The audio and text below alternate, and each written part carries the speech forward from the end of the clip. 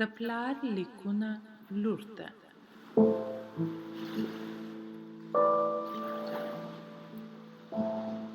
لیکوال جواهرلال نهرو.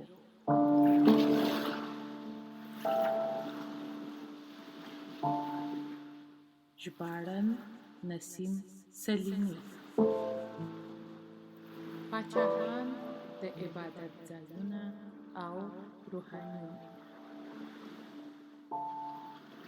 په تیر خط کې مو ولیده چې 5 مختلفې طبقې جوړې شوې. تر ټولو لویه طبقه د بزګرانو او کارکوونکو طبقه وه.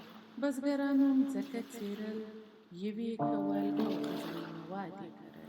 که بزګرانو دانوی کړي او غذایي مواد یې نه وای کرلي، نو غذایي مواد به هم نه وای. که وای، نو به ډیر لږ وای. بې له دوی یعنې بزګرانو څخه به خلک له لوږې مړه کېدای. کارګرانو هم پر مځکو او ښارو کې ډیر ګټور کارونه کړي دي.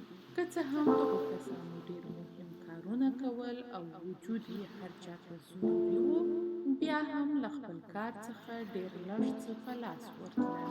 د هغو د تولید ډیره برخه نورو کسانو په تیره بیا پاچا او د ده د پوړ یعنې طبقې کسانو د اشرافو په شمول ترلاسه کول.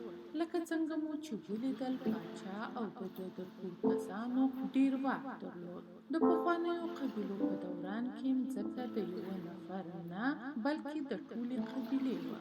خو کله چې د پاچا او د هغه د طبقې واک ډیر شو، نو یې وویل چې مځکه په دوی اړه لري. هغوی د مځکو خاوندان یعنې مالکان شول، او بزګران چې په مځکه یې ټوله خواري کښله، پر مځکو مزدوران شول. هر څه چې له مځکې څخه لاسته راتلل ویشل کېدل، یعنې یوه لویه برخه یې د مځکې خاوندانو ته تلله. راځئ چې وګورو چې کلیساوې او روحانیون څه شی ول. ما په خپل یو پخواني لیک کې کښلي ول چې پخوانیو وحشي انسانانو د خدای او دین په باره کې ځکه فکر وکړئ چې په ډیرو شیانو یې سر نه خلاصېدی، او له هر هغه شي څخه یې بیره درلوده چې دوی نه په پوهېدل.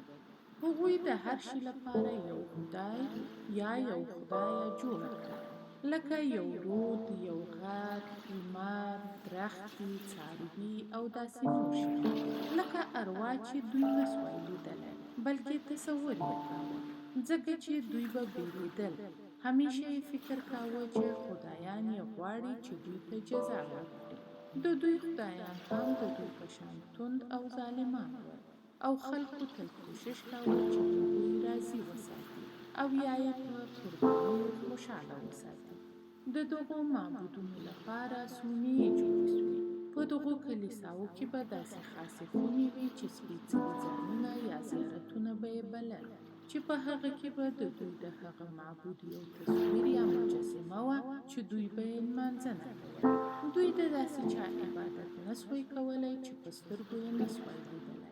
دا یو څه سخته ده. کوچنیان یوازې د هغو شیانو چرت وهلی سي چې په سترګو یې لیدلی سي.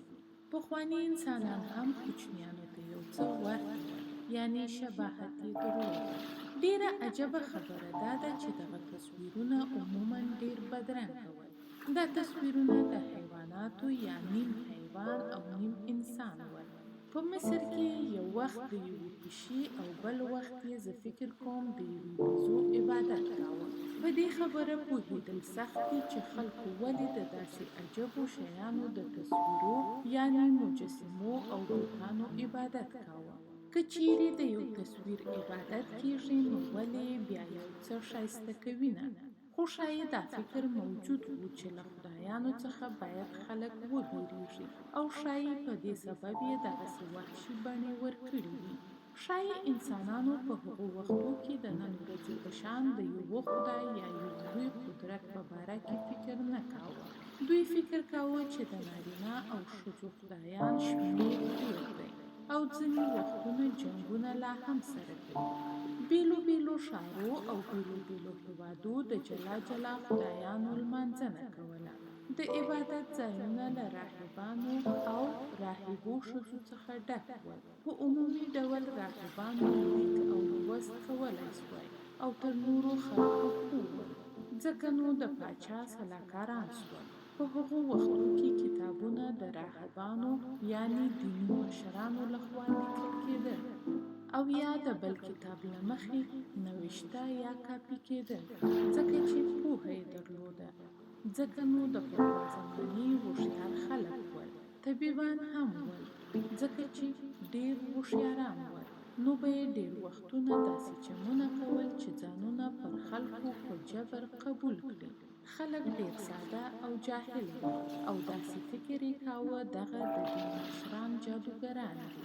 ځکه نو ځینې بیرېدل. راهبان د خلکو په ورځني ژوند کې له هرې خوا داخل ول. هغوی هوښیاران ول. ځکه نو که به یې څوک له سختیو سره مخامخ کېدی یا به ناجوړه کېدی نو به دوی ته ورتلل. دوی خلکو ته جشنونه جوړول. په هغو وختو کې جنتري وجود نه درلودی. په تیره بیا عادي خلکو جنتري نه درلوده.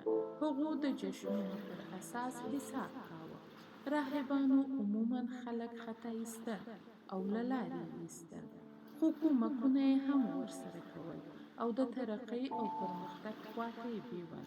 امکان لري چې په ځینو ځایونو کې چې خلک په ښارو کې ځای پر ځای شول راهبانو یعنی دیني مشرانو به حکومت ورکاوه نه پاچاهانو.